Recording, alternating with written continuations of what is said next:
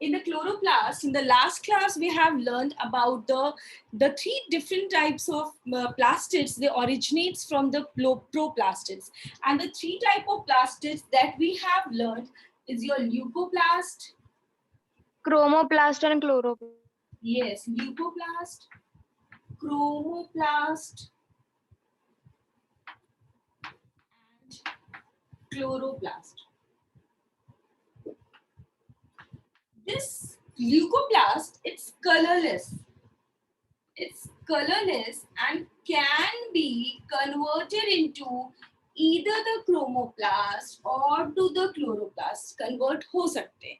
ठीक है, मैंने ये भी बताया था कि तीनों प्रोप्लास्टिड से ही बनते हैं. ये three different types of plastids and they can be converted.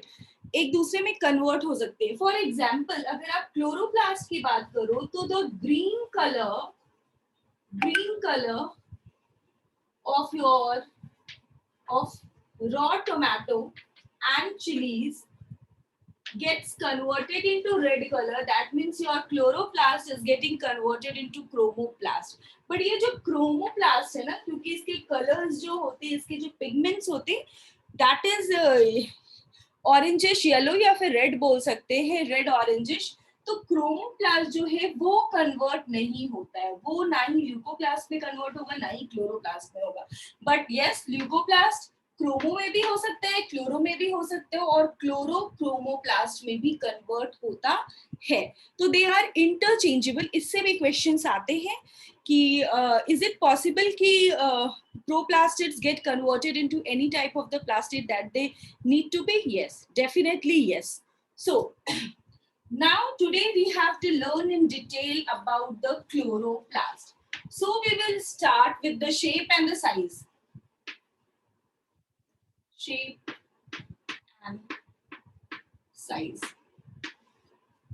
The shape of the chloroplast is largest in case of plant cells. अगर हम plant cell की बात करते हैं जहां पर ये chloroplast present होता है, animal cells में नहीं होता है, तो chloroplast का size जो होता है वो बड़ा होता है. It's largest cell organelle in a plant cell after your vacuum. So what is the range? So the shape is basically being described in terms of length and width. So basically its length varies from 5 to 10 micrometer and its width, क्योंकि मैंने बोला कि length and width के terms में मैं आपको बताऊंगी. And the width is usually 2 to 4 micrometre. ये लेंथ और विथ ये होता है जिसमें ये वेरी करते हैं. This is your length and this is your width. The shape of chloroplast is also variable. Chloroplast का shape भी variable होता है, ranging from spherical, ovoid, discoidal to reticulate, as well as cup-shaped chloroplast, as well as your ribbon-shaped chloroplast. क्या ये बताया था मैंने पहले? No, ma'am. No. No, ma'am. Actually batches ऐसे रहते हैं ना, विनर्स बैच भी है, उसमें भी ये चल रहा है, तो समटाइम्स आई गॉट कंफ्यूज कि उनका हुआ है या नहीं. सही वहां हुआ होगा. तो we are talking about the shape of chloroplast. So the shape of chloroplast is also variable. It ranges from ovoid, spherical, discoidal, reticulate, ribbon shape,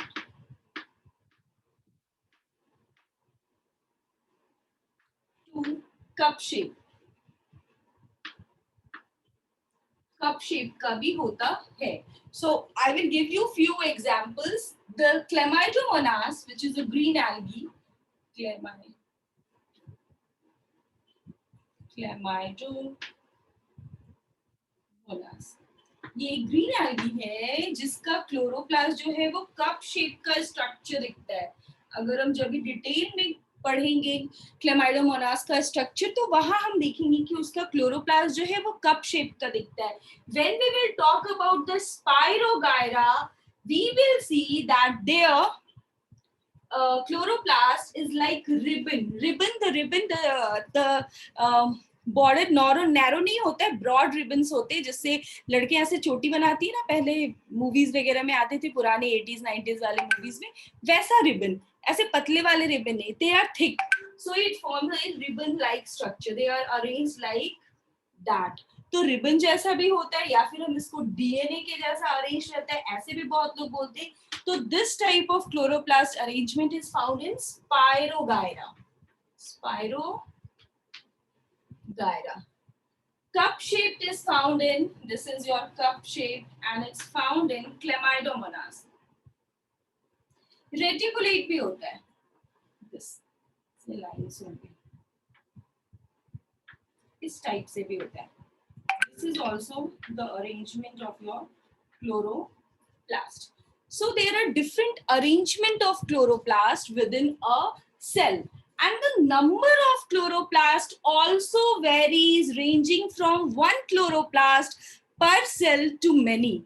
If I will say कि किसी एक सेल में एक क्लोरोप्लास्ट भी हो सकता है, and the simplest example is your Chlamydomonas and the Eulothrix. इसमें एक सेल में सिर्फ एक ही क्लोरोप्लास्ट होता है, one chloroplast per cell. But when I will talk about mesophyll cells, which are present in the leaves and are responsible for the process of photosynthesis because they carry the chloroplast, they have 20 to 40 chloroplast per cell. That means one भी हो सकता है और one से बहुत ज्यादा भी हो सकता है। 40 to 60 कहाँ है? In the mesophyll cells जो leaves में होते हैं, वहां पर 40 to 60 होते हैं। तो the number also varies. In Chlamydomonas shape जो है वो आपका cup shape का है, Eulothrix में girdle shape का होता है, Spirogyra में ribbon shape बोल सकते हैं, या फिर spirally arranged chloroplast बोल सकते हैं।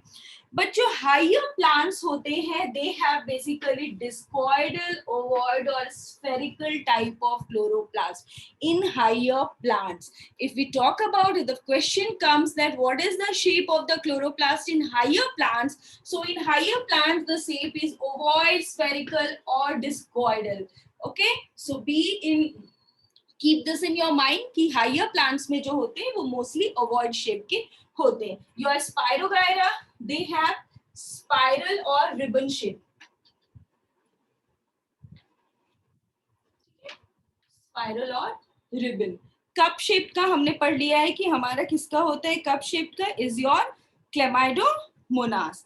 Girdle shaped is your Eulothrix. Eulothrix का girdle shape का होता है, that is your Eulothrix. Eulothrix. This is also a green algae, Eulothrix. It's a girdle shaped.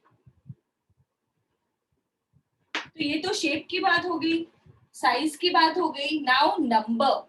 The number of chloroplast is also variable. Number is also variable. It ranges from one chloroplast per cell in Chlamydomonas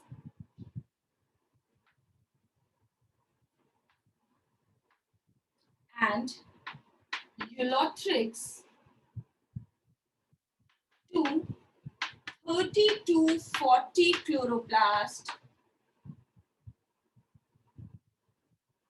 per mesophyll cells.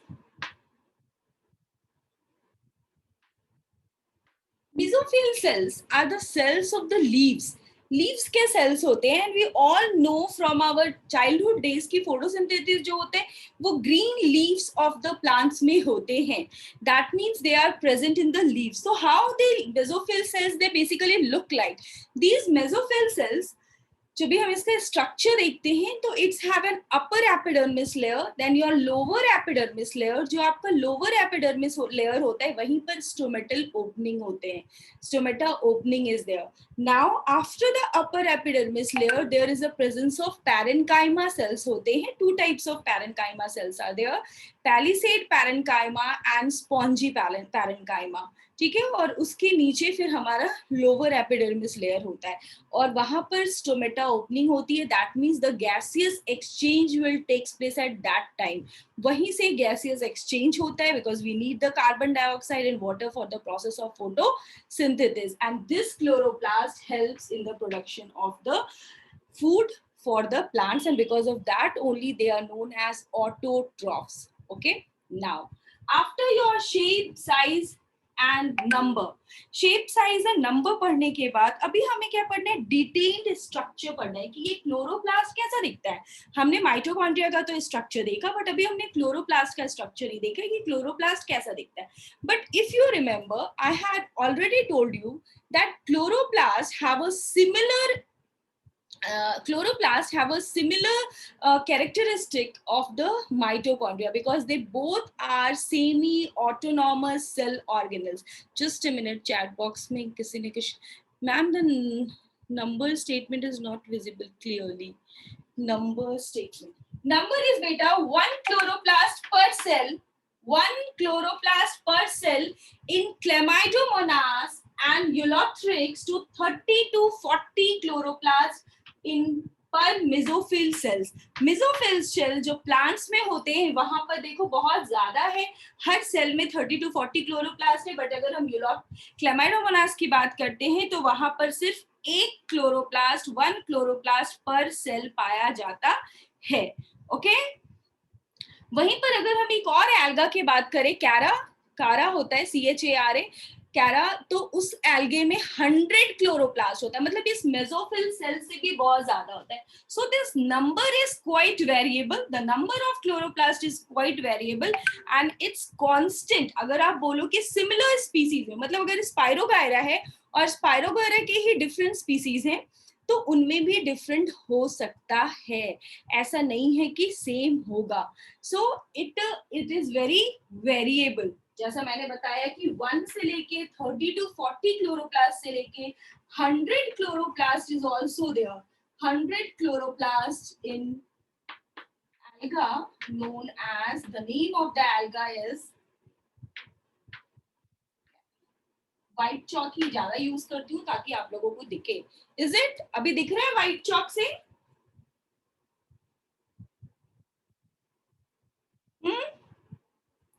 Yes. Okay, so मैंने बोला कि just like mitochondria, your chloroplast is also semi-autonomous. That means यहाँ पर chloroplast में भी वो सारी चीजें हैं. They are also double membrane bound. यहाँ पर भी envelope में 2 membrane है.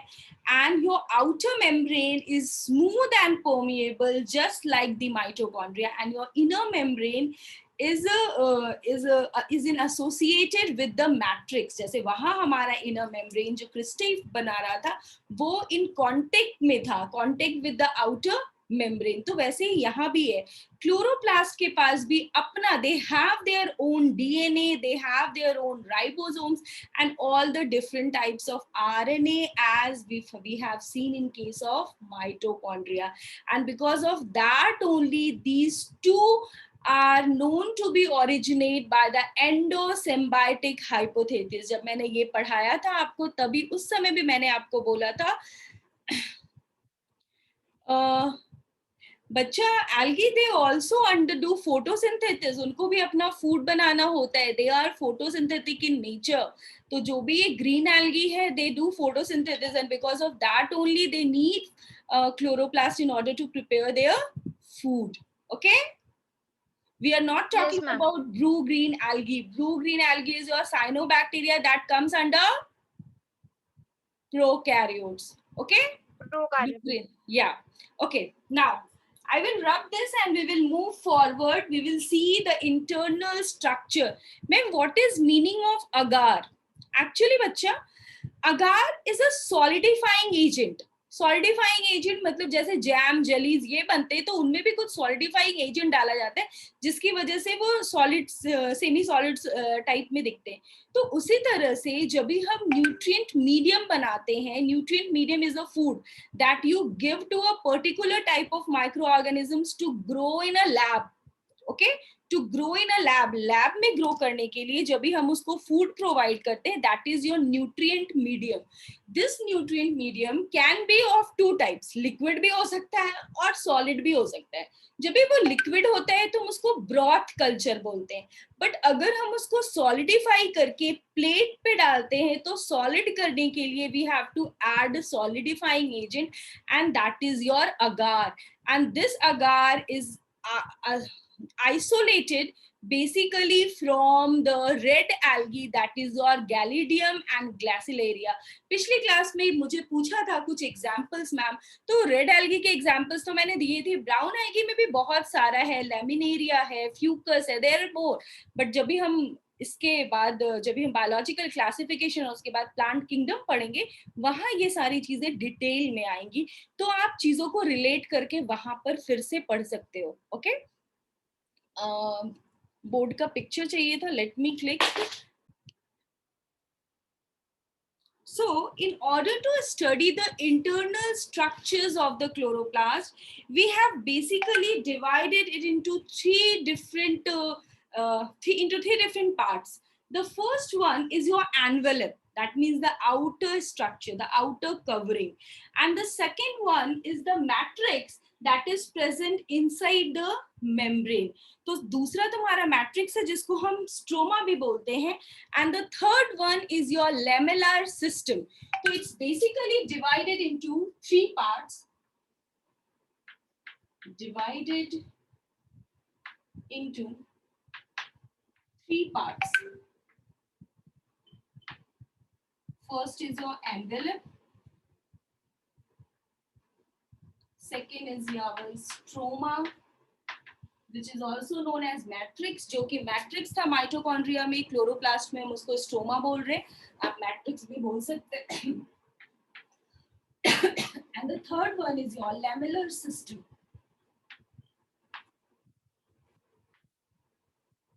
As we have learned that in a higher plants, the shape of the chloroplast is basically ovoid or spherical in shape. Discoidal बोल सकते हैं, तो हम इसको थोड़ा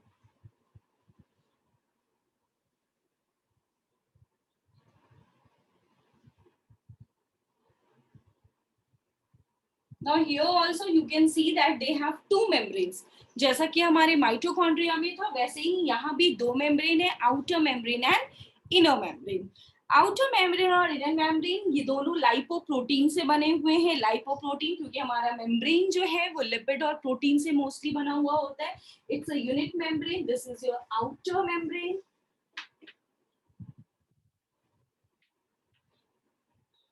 This one is your inner membrane.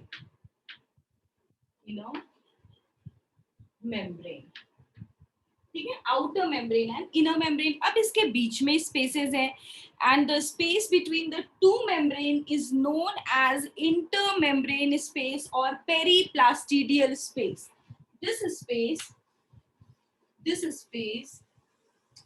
between the two membrane is known as intermembrane space, or the other name is periplastidial space. So this is your envelope. So here also, just like in case of mitochondria, your outer membrane is freely permeable and is smooth in nature, while the inner membrane is selectively permeable or relatively less permeable. Now, what are the different things that is present in the stroma? This is your stroma. ये जो अंदर का part है, ये yes बच्चा. Ma'am, what is the another name of intermembrane space? Periplastidial, PERI, periplastidial, plastid से plastidial, periplastidial space. Intermembrane space, ये plastid का स्पेस है, इसलिए हम इसको पेरीप्लास्टिडियल स्पेस भी बोलते हैं. ये जो दो मेम्ब्रेन होता है, इनका थिकनेस जो होता है usually ranges from 90 to 100 angstrom. Usually 90 to 100 angstrom का ये इसका थिकनेस होता है. And this inter membrane space, इसकी थिकनेस होती है 100 to 200. बोर्ड ब्लर है क्या? अदिति बेटा आप मैम Yes, अपना ma'am. रोल नंबर पीछे लिखो और अपना नाम Yes, आगे लिखो. ma'am. ठीक है बच्चा? ओके, बोर्ड ब्लर है, जस्ट लेट मी चेक कौन से नेट से कनेक्टेड है. मैम आपने 90 to 100 क्या बोला? हाँ बता रही हूँ. These two membrane, जो ये हमारा डबल मेम्ब्रेन है, इसकी थिकनेस अगर हम बोले तो their thickness, that means the outer membrane and the inner membrane की जो thickness होती है, that ranges from 90 to 100 angstrom. ठीक है. बट अगर मैं इंटरपेरिस्टेडियल स्पेस की बात करूं, इस स्पेस की बात करूं कि इस स्पेस का थिकनेस कितना होता है, तो it's thickness ranges from 100 to 200 angstrom. तो इसके ये जो एक एक है मेम्ब्रेन, इसकी थिकनेस से केस डबल है हमारा जो इन दो मेम्ब्रेन के बीच का थिकनेस होता है वो. ठीक है ना. स्ट्रोमा, अभी आप ही मुझे बता दोगे कि स्ट्रोमा में क्या क्या होगा, क्योंकि वो सारी चीजें होंगी जो हमारे माइटोकॉन्ड्रिया में था. तो सबसे पहले they also have circular DNA, DNA, ribosomes भी होंगे. They have RNA. their own ribosomes. A number of different enzymes are also present, because you know that these chloroplasts are responsible for the synthesis of food. That means कि carbohydrate, proteins बनाने के लिए जो भी हमें enzymes चाहिए वो भी सारा इधर present होगा. Now here comes an important thing. We know, जैसा मैंने आपको बताया था कि the chloroplasts they are present on the surface of thylakoid. Thylakoid के मेम्ब्रेन्स पे प्रेजेंट होते हैं. तो वो थाइलेकोइड इधर किधर है मैम? तो दिस इज योर थाइलेकोइड. ये तुम्हारे थाइलेकोइड का मेम्ब्रेन है. ठीक है, यहाँ ही क्लोरोप्लास्ट रहते हैं, इसके सरफेस पे ही क्लोरोप्लास्ट होता है. और ये थाइलेकोइड के अंदर का जो स्पेस है इसको हम ल्यूमेन बोलते हैं. Let me check another colour chalk जो आपको इजीली दिखे. This is your thylakoid. ये एक सिंगल थाइलेकोइड है. ऐसे 2 to समथिंग 100 भी हो सकता है थाइलेकोइड्स होते हैं जो एक जगह स्टैक होते हैं. जैसे बचपन में हमें कॉइन्स बहुत सारे मिल जाते थे, पिगी बैंक्स में जमा कर लेते थे हम, फिर उसकी स्टैकिंग करते थे, कॉइन्स को एक के ऊपर एक रखते थे. Is it so? और उनका पाइल्स बनाते थे. उसी तरह यहाँ पर जब भी हम thylakoids की बात कर रहे हैं तो a number of thylakoid they stack together just like pile of coins to form a structure known as grana. ये बहुत सारे thylakoid जो हैं वो एक दूसरे के ऊपर ऐसे स्टैक हुए रहते हैं like this to form a structure known as grana. एक को मैंने क्या बोला? एक जो ये स्ट्रक्चर है उसको मैंने थाइलेकोइड बोला. बट अगर इसकी स्टैकिंग हो गई है, हमने पाइल्स ऑफ कॉइन के जाता इसको भी स्टैक कर लिया है, तो then this stack of thylakoid is known as grana. Okay, and inside the thylakoid इसके इस सरफेस पे तुम्हारा क्लोरोफिल प्रेजेंट होता है. और ये जो अंदर का पार्ट है, ये जो व्हाइट वाला पोर्शन दिख रहा है, इसको हम कहते हैं lumen. LUMEN. Lumen is there. Okay, और ऐसे बहुत सारे स्टैकिंग्स, दैट मींस ऐसे बहुत सारे ग्राना जो हैं वो प्रेजेंट होते हैं.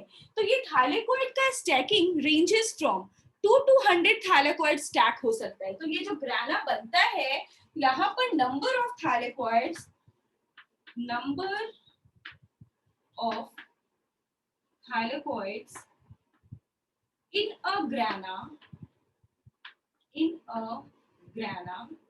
ranges from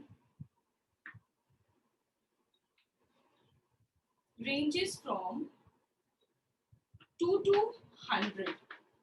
ठीक है, एक ग्राना में 2 to 100 हो सकते हैं. बट अगर एक क्लोरोप्लास्ट की बात करूं कि एक क्लोरोप्लास्ट में ग्राना कितना हो सकता है, तो it usually ranges from 40 to 60. Number of ग्राना in a single chloroplast कितने हो सकते हैं? It ranges from 20 to 40 ग्राना. ठीक है। और ऐसे ग्राना बहुत सारे हमारे इधर प्रेजेंट होंगे। मैं और भी ग्रानास बना देती हूँ।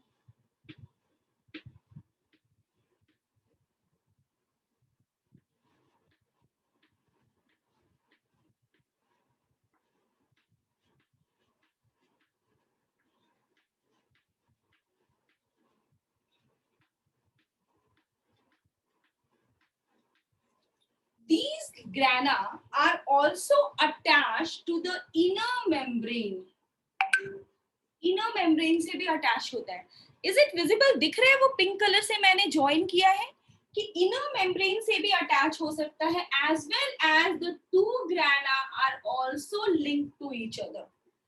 The two granas are also linked to each other. The two granas are also linked to each other.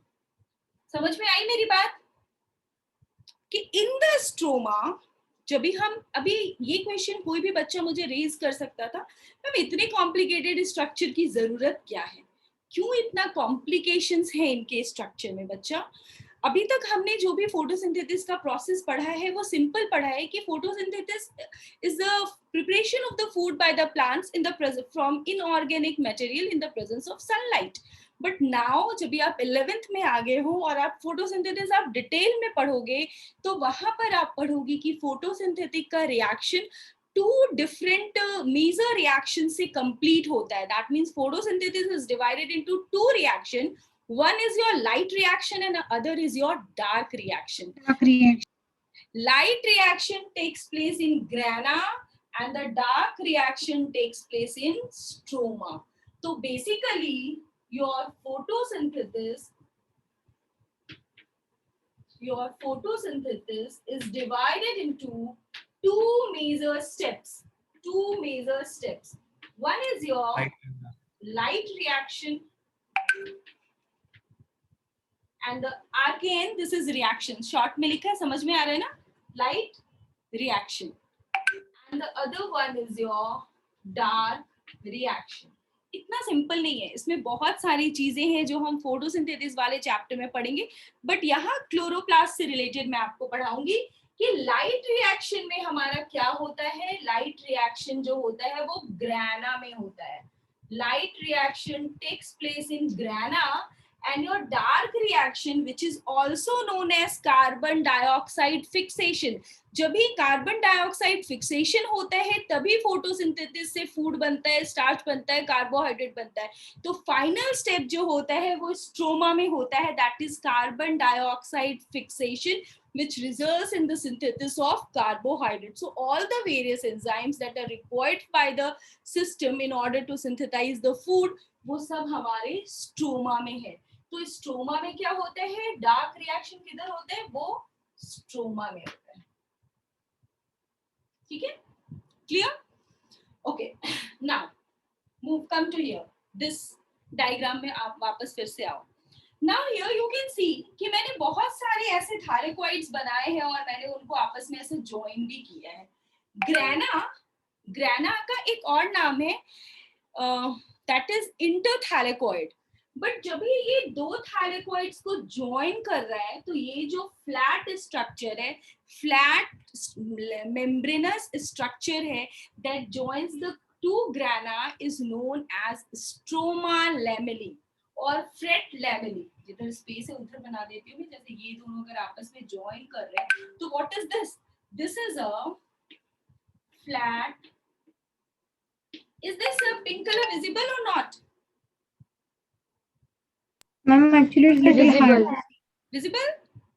Yellow use कर Yes. येलो यूज करती हूँ, वो शायद ज्यादा अच्छे से दिखेगा. Flat membranous structure known as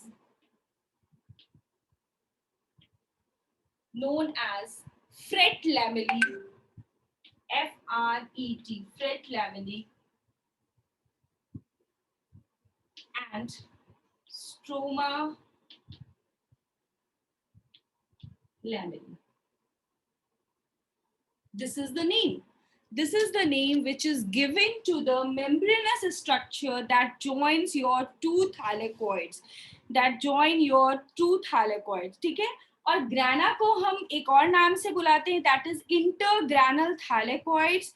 And जो ये join कर रहा है flat membranous structure that joins the two grana thylakoids of the two different grana are known as stroma lamellae or fret lamellae. ठीक है? और जो ग्राना के अंदर है उसको हम एक और नाम दिए हैं, तो उसका नाम भी मैं इधर लिख देती हूँ, intergranal thylakoids. इंटरग्रानल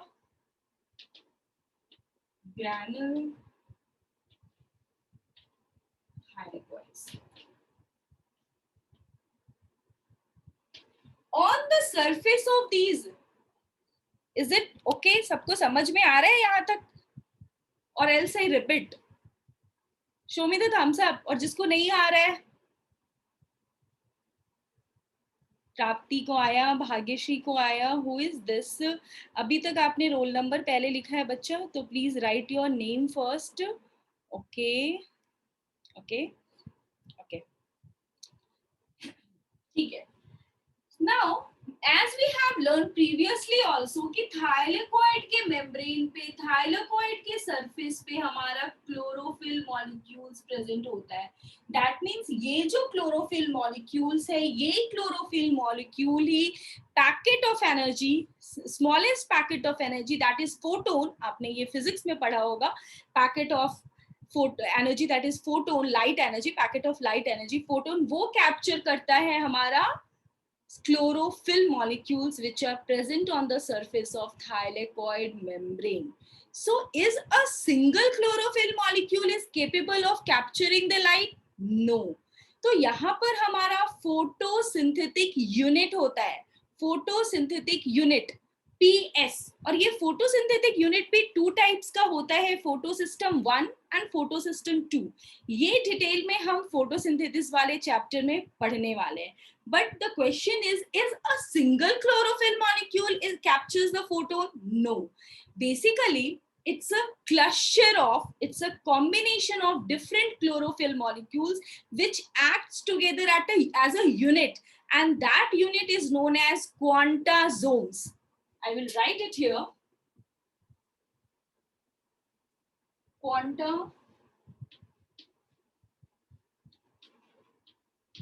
Quantasomes.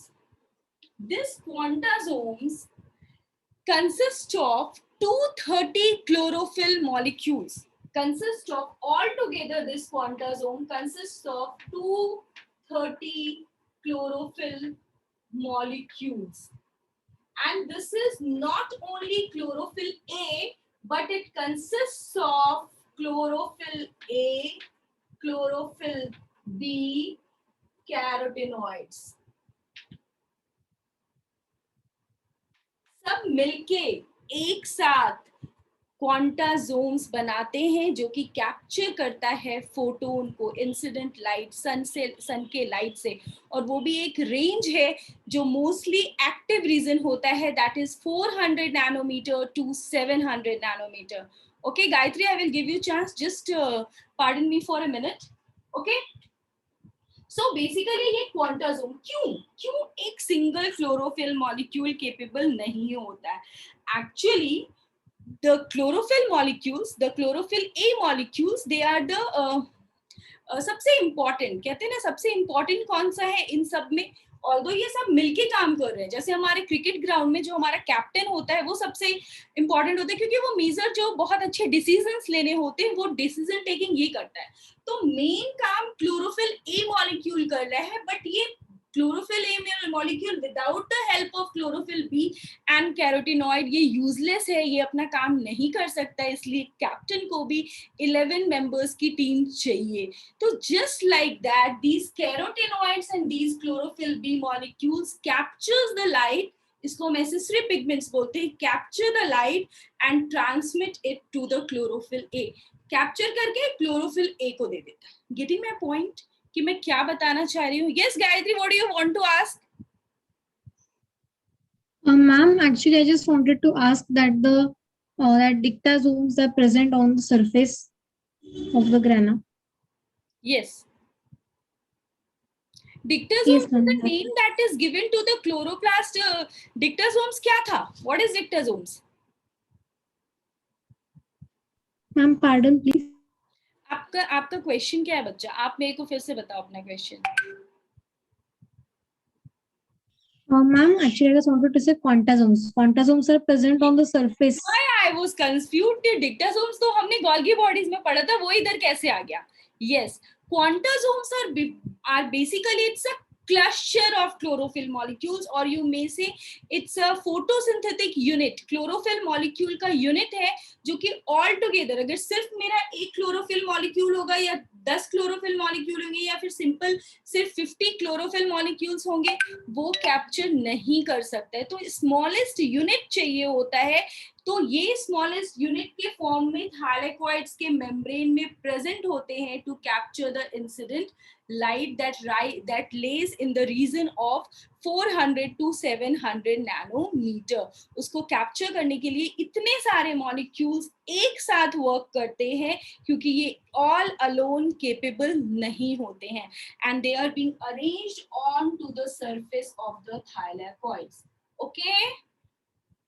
And all Yes, ma'am. together they have given a specific name, that is your quantasomes, which consist of 230 chlorophyll molecules.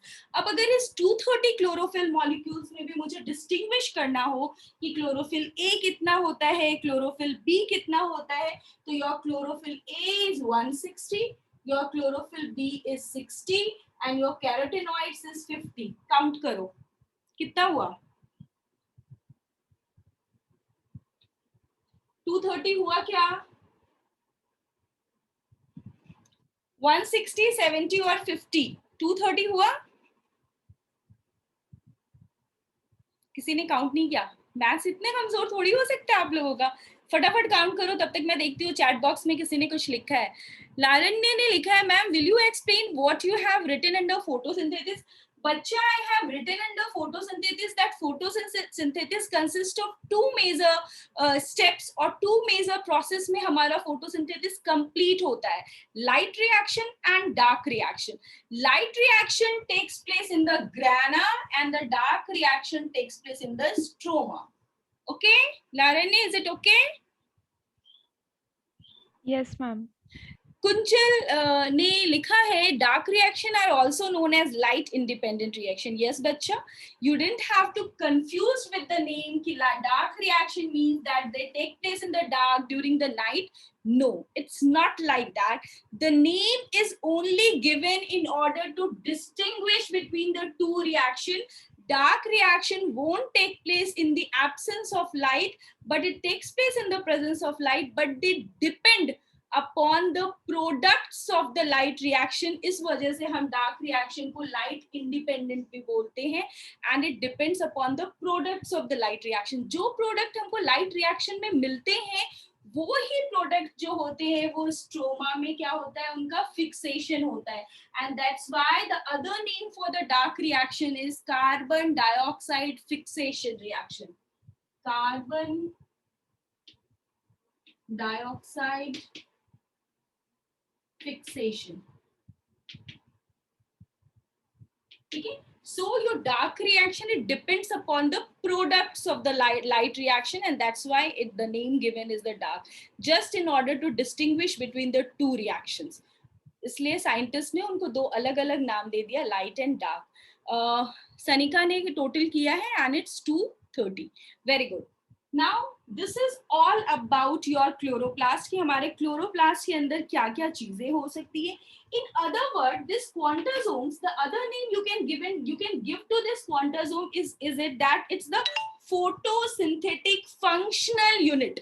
जैसे मैंने बोला सिर्फ एक कैप्टन जो है वो पूरा गेम अकेले नहीं खेल सकता है. सिर्फ क्लोरोफिल ए molecule all alone photosynthetic unit का रोल नहीं प्ले कर सकता है. So they all together forms this quantasome, and the other name for quantasome is photosynthetic functional unit.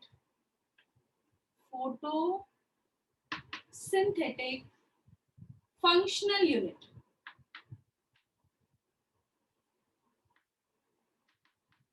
Functional unit. So in order to be function, they have to be in this range. 230 molecules होने ही चाहिए, तभी वो functionally photosynthesis के process को करेगा. Yes, Sanika? Ma'am, actually the total is 270. 270. Okay. तो these carotenoids molecule जो हैं, carotenoid जो हैं, ये हमारे accessory pigments में आ जाते हैं. तो you have to count only this 160 plus 70. Okay? और ये accessory pigments क्या होता है, ये नीचे की तरफ रहते हैं, ये भी अपने एनर्जी को कैप्चर करते हैं और फिर ये क्लोरोफिल मॉलिक्यूल्स को ट्रांसफर कर देते हैं. तो 160 plus 70 कितना हुआ? It's a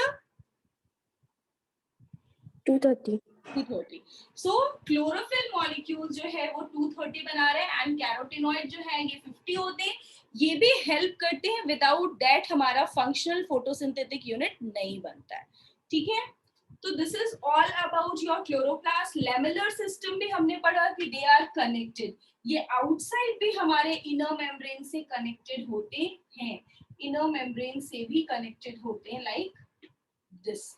okay, anyone wants to ask something?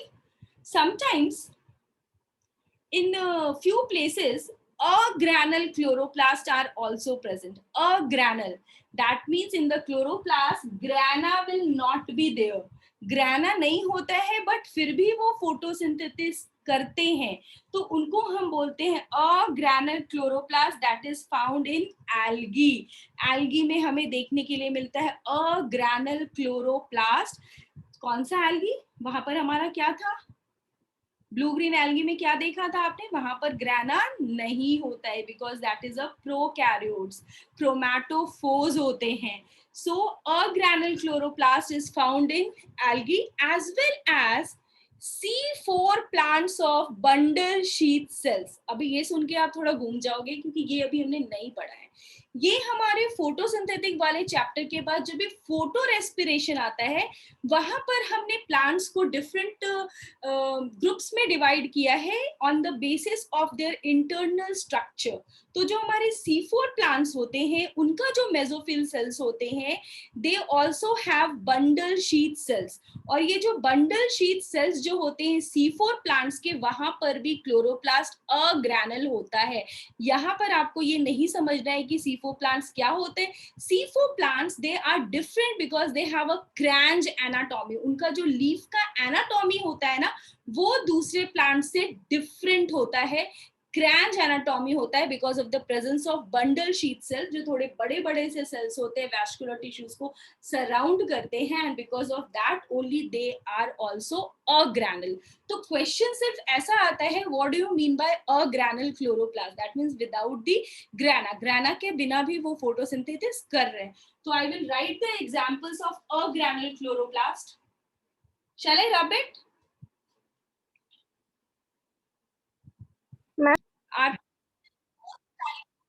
Granule chloroplasts are present in some of the organisms in which photosynthesis is there. Chloroplast is there, but there is absence of grana. Grana नहीं होता है. तो those chloroplasts are known as agranule chloroplast. And the example of agranule chloroplast is your algae and bundle sheath cells of C4 plants. ठीक है, यहाँ पर मैं आपको C4 plants डिटेल में नहीं बता सकती हूँ क्योंकि मैं कितनी भी कोशिश करूंगी अभी आपको समझ में नहीं आएगा. क्योंकि जब हम ये वाला चैप्टर करेंगे वहां मैं आपको C3, C4 और कैम्प प्लांट्स पढ़ाऊंगी, उनके बीच के डिफरेंसेस बताऊंगी कि वाई जो हमारा C4 प्लांट है ये फोटो रेस्पिरेशन नहीं करता है. इसमें along with the mesophils there are bundle sheath cells.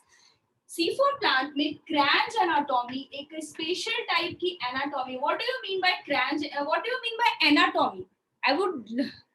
I would ask two words, morphology and anatomy. जब भी आप पढ़ने बैठोगे कोई भी specific chapter, for example plants में, तो एक chapter आएगा morphology of flowering plant और दूसरा chapter आएगा anatomy of flowering plants. तो what is the difference? Ma'am, morphology will be of the study of external structures, like And morphology of ma'am, insect will be how many legs it has, or something and like that that. And anatomy anatomy will be detailed study of internal parts. Okay, or ये organs. बोल रहा था? Yes. I'm sorry to interrupt. Yes, बच्चा, you can also. Ma'am, anatomy is like studies of body parts. Okay.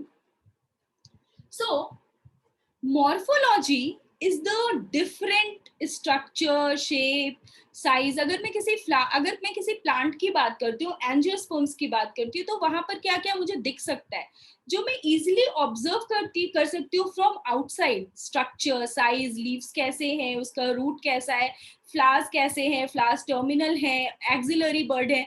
These different things comes under your morphology. Structure and forms of shoot, root, leaves, flowers, fruits. ये सब morphology में आ जाएगा. But जब हम anatomy की बात करते हैं, that means the internal structure, internally vascular bundles कैसे अरेंज्ड है, कॉर्टेक्स किधर प्रेजेंट होता है, पित्त किधर होता है, जाइलम और फ्लोएम का कैसा अरेंजमेंट है. दीज ऑल इंटरनल स्ट्रक्चर और the arrangement of the cells inside it, whether it's the root, whether it's the stem. तो वैसे ही ये Kranz anatomy is the anatomy of the leaves. ये लीव्स में होता है, ठीक है. तो लीव्स के एनाटॉमी में डिफरेंस है इन C4 प्लांट. C4 प्लांट का जो एनाटॉमी है लीफ का वो डिफरेंट होता है from all other plants because of the presence of bundle sheath sales along with. Why in C4 plants mesophyll cells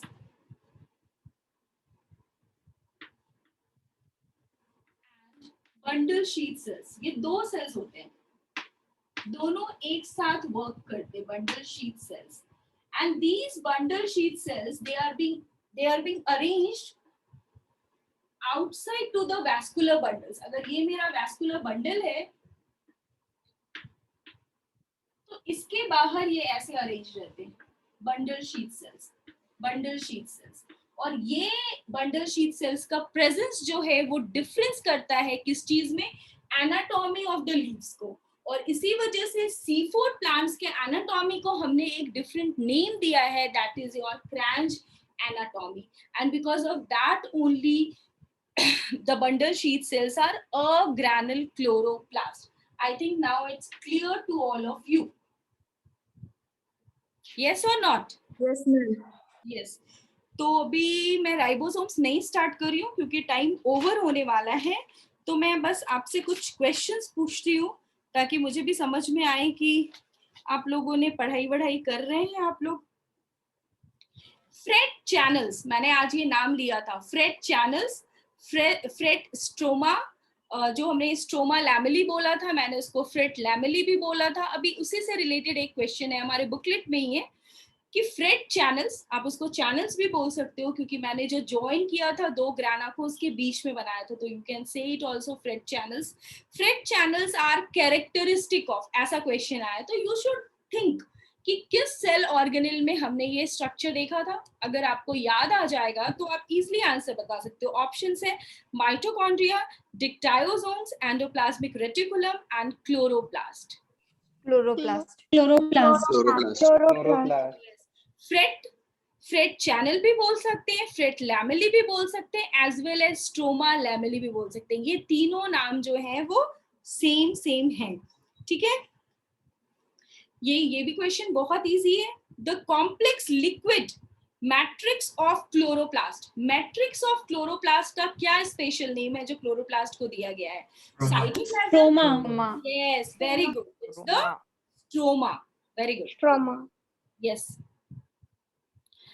एक क्वेश्चन है, the pigment which is not found in chloroplast, the pigment which is not, question को ध्यान से पढ़ना भी बहुत जरूरी है. कभी कभी हम एमसीक्यूज में गलतियां इसलिए करते हैं क्योंकि हम एक बार क्वेश्चन पढ़ते हैं और उसको समझने की कोशिश नहीं करते. यहाँ नॉट पूछा है तो लिस्ट.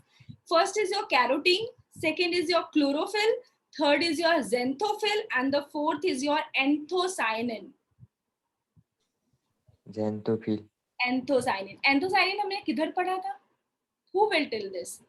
हमने एंथोसाइनिन भी पढ़ा. अगर आपको याद होगा सैप वैक्यूल्स, तो वहां मैंने पढ़ाया था कि they have 2 water soluble pigments It is the which are responsible for the color of the flowers. Do you remember?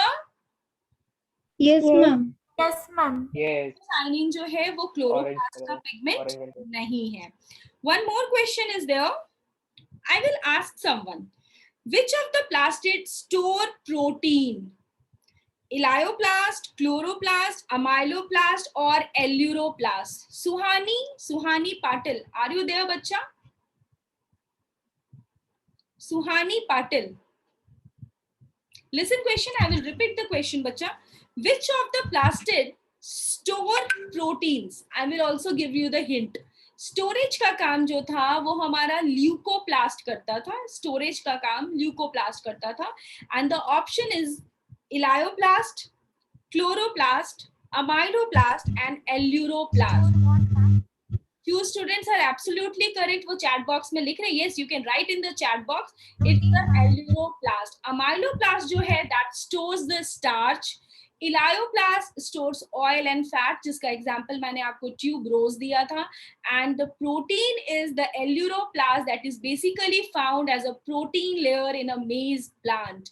So be attentive in the class, all of you, please. एक question endosymbiotic theory से भी पूछा गया है. हमारे booklet में ये question है. आज ये सारे क्वेश्चंस करना तुम लोग. और इसके पहले के भी जो है माइटोकॉन्ड्रिया के एंड जीबी के, ईआर के, वो सारे क्वेश्चंस आपको आज करने हैं. नेक्स्ट क्लास में हम डीसी करेंगे. The endosymbiotic theory explains. Endosymbiotic theory, तो सबसे पहले एंडोसिम्बायोटिक थ्योरी पढ़ते ही आपके माइंड में आना चाहिए chloroplast and mitochondria. Listen to the options. Theory क्या कहता है? Explains. First is the origin of the nucleus. Second option is origin of mitochondria and chloroplast. Third option is why prokaryotic cells are different from eukaryotic cells.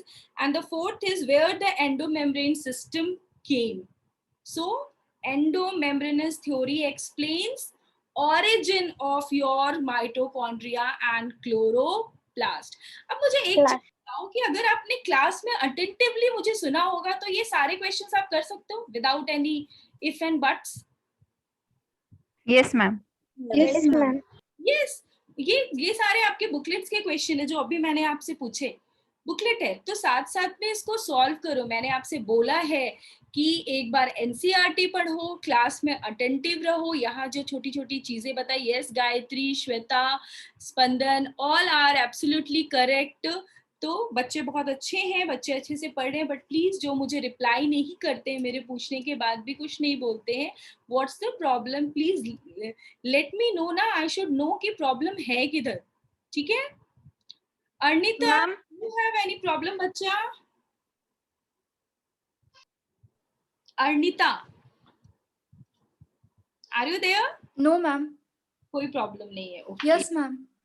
है problem? बताओ. Yes. No, ma'am. Okay. अभी देखो बहुत simple questions हमारे exams में आते हैं. जैसे कि ये क्वेश्चन मैंने पूछा था कभी आप लोगों से, which one is an organelle with in an organelle. ये भी क्वेश्चन आया है. It's in the 2012 ribosome. Ribosomes. तो इस टाइप के क्वेश्चंस भी आते हैं. एक क्वेश्चन सुनो, बहुत सिंपल है बट क्वेश्चन ध्यान से सुनना और एग्जांपल्स भी ध्यान से सुनना. विच one does not differ in E. coli and Chlamydomonas. E. coli and Chlamydomonas, ये दो एग्जांपल्स दिया है और पूछा गया है which one does not differ. Cell wall में डिफरेंस नहीं है, या सेल मेम्ब्रेन में, या फिर राइबोसोम्स में, या फिर क्रोमोसोमल ऑर्गेनाइजेशन में. क्रोमोसोमल ऑर्गेनाइजेशन. E. coli and Chlamydomonas.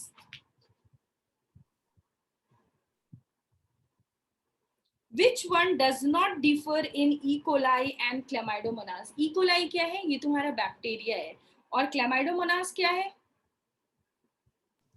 Protista. Algae, brown algae. Brown algae. Oh my god. कोई और? Ma'am, it's green algae. Yes. Chlamydomonas. Chlamydomonas की फोटो दिखाती हूँ, आपके NCERT में ही Chlamydomonas का फोटो दिया है। Just a minute. Chlamydomonas, ताकि आपको मैं बताऊं और आप उसको प्रोटिस्टा तो बिल्कुल भी नहीं है, प्रोटिस्टा कैसे हो सकता है Chlamydomonas? ओके, और डायग्राम बुक में Ma'am, है। it comes under Thallophyta, ना? यस बच्चा, फोटोज तो है नहीं। तो अगर हम क्लेमाइडोमोनास की बात करते हैं और ई कोलाई की बात करते हैं, तो ई कोलाई तो सबको इजीली समझ में आ गया कि वो एक बैक्टीरिया है। तो the second thing that comes in your mind कि बैक्टीरिया के साथ और कौन सा ऑर्गेनिज्म है जो उसके साथ कॉमनली बिहेव करता है, शेयर करता है चीजें। एग्जाम्पल्स में आता है, ऐसे भी सोच सकते हो आप। तो क्या होना चाहिए? Chlamydomonas is a green alga. Chlamydomonas is a green alga. Easily दिख जाएगा आपको कहीं पे भी, डैम्प वाटर में, सॉइल में, सी वाटर में। तो क्या इसका जो सेल एनवेलप है वो डिफरेंट होगा? जो सेल मेम्ब्रेन है वो डिफरेंट होगा क्या? क्योंकि क्रोमोसोम्स नंबर तो डिफरेंट होंगे, क्रोमोसोमल स्ट्रक्चर तो डिफरेंट होगा ही, क्योंकि अलग अलग स्पीसीज का अलग होता है। जरूरी नहीं है कि सारे बैक्टीरिया का भी सेम हो। तो हमारा ऑप्शन क्या था क्वेश्चन में? एक बार ध्यान से सुनो, तुम लोग सुना नहीं आपने क्वेश्चन ढंग से। Just a minute. क्वेश्चन था which one does not differ, क्या डिफर नहीं करेगा ई कोलाई एंड क्लेमाइडोमोनास में? And that will be your cell membrane, and that will be your cell membrane. Cell wall different होगा, ribosomes different होंगे, chromosomal organisation different होगा, but cell membrane जो है वो सेलेक्टिवली परमिएबल ही था। वो हमने प्रोकैरियोट्स में भी पढ़ा था और हमने यूकैरियोट्स में भी पढ़ा था। वो यूनिट मेम्ब्रेन है, लाइपोप्रोटीन से बना है। इज इट यस और no? Yes, ma'am. Yes, Yes, ma'am. ma'am. Membrane है वो डिफरेंट। Ma'am, यस बच्चा। ma'am, is it because both are eukaryotes, so we can say like that? E. coli is not eukaryote na bachcha. E. coli is your bacteria. Escherichia coli is one of the common example of bacteria, and bacteria comes under prokaryotes. Ma'am, then the cell membrane structure will differ, na? No. Cell membrane जब भी हमने prokaryote में पढ़ा तो हमने क्या पढ़ा कि उनका सेल एनवेलप जो होता है वो तीन चीजों से बनता है। आपने ग्लाइकोकैलिक्स लेयर पढ़ा था, सेल वॉल पढ़ा, फिर सेल मेम्ब्रेन पढ़ा। यूकैरियोट्स में भी आपने क्या पढ़ा? सेल वॉल और सेल मेम्ब्रेन पढ़ा। Cell wall is present only in plants and fungus, ठीक है। बट जब भी आपने सेल मेम्ब्रेन पढ़ा तो क्या यूकैरियोटिक का सेल मेम्ब्रेन और प्रोकैरियोटिक के सेल मेम्ब्रेन के स्ट्रक्चर में डिफरेंट था, कॉम्पोजिशन में डिफरेंट था? No, both are made up of lipids and proteins. Getting my point? Yes, ma'am. तो सेल मेम्ब्रेन जो है डज नॉट डिफर। क्वेश्चन पूछा है which one does not differ in E coli and Chlamydomonas? Cell wall, cell membrane, ribosomes and chromosomal organisation. Chromosomal organisation different होगा क्योंकि एक bacteria, एक green alga है। राइबोसोम्स भी डिफरेंट होगा, एक प्रोकैरियोट से एक यूकैरियोट है। यस और नो? सेल वॉल भी डिफरेंट होगा, bacteria Yes, ma'am. Peptidoglycan, but अगर ये ग्रीन एल्गा है तो इसका किस चीज से बना होगा? Cellulose, hemicellulose. सो ऑप्शन क्या है? Your cell membrane. So sometimes you have to go other way round also. Getting my point? Other way round, या Yes, ma'am. कभी कभी आप Yes. 4 ऑप्शंस में 2 ऑप्शंस तो क्लियरली आप ओमिट कर दोगे।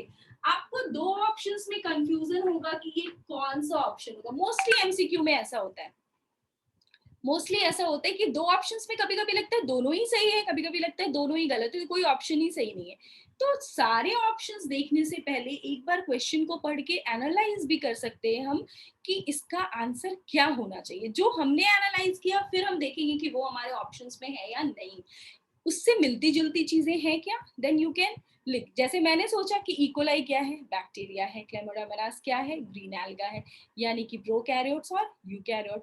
फिर राइबोसोम तो डिफरेंट होगा ही, सेल वॉल भी डिफरेंट होगा, क्रोमोसोमल ऑर्गेनाइजेशन भी डिफरेंट होगा, तो सेल मेम्ब्रेन जो है वो दोनों में प्रेजेंट है और सेलेक्टिवली परमिएबल भी होता है, लिपिड्स एंड प्रोटीन से भी बना हुआ है। तो इस तरह से आप लोगों को भी सोचना है, क्योंकि क्वेश्चंस में एग्जाम्पल्स भी होते हैं, इसलिए वो क्या है ये पहचानना भी जरूरी है। अभी तो बहुत थोड़ा ही सा आपने पढ़ा है बायो, जब भी हम प्लांट्स पढ़ेंगे और बायोलॉजिकल क्लासिफिकेशन में डिफरेंट ऑर्गेनिजम्स के नाम आएंगे, तब ये सारे नाम आपको ऐसे क्लियर हो जाएंगे।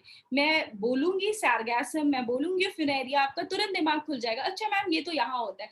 मैं ब्रायोफाइट्स बोलूंगी, टेरिडोफाइट्स बोलूंगी, आप इजीली समझ जाओगे yes ma'am moss and ferns में ऐसा स्ट्रक्चर होता था, क्योंकि हम उसको रिपीटेडली पढ़ेंगे। हम जैसे अभी ये पढ़ रहे हैं ना, आप सारे आंसर्स कर रहे हो, आप उस समय भी वो भी सारे आंसर्स करोगे। I am damn sure for that, क्योंकि मेरे साथ अगर आप भी मेहनत करोगे, आप भी ऑन अ डेली बेसिस चीजें पढ़ते रहोगे, तो you can definitely do. And please अगर किसी बच्चे को कोई प्रॉब्लम हो रही है, कुछ समझने में दिक्कत हो रहा है, तो मुझे वो पर्सनली भी मैसेज कर सकता है या बता सकता है कि there is some issue. Okay, तो see you all next week and we will do some DC also, हम डिस्कशन भी करेंगे and we will proceed further. Bye all of you.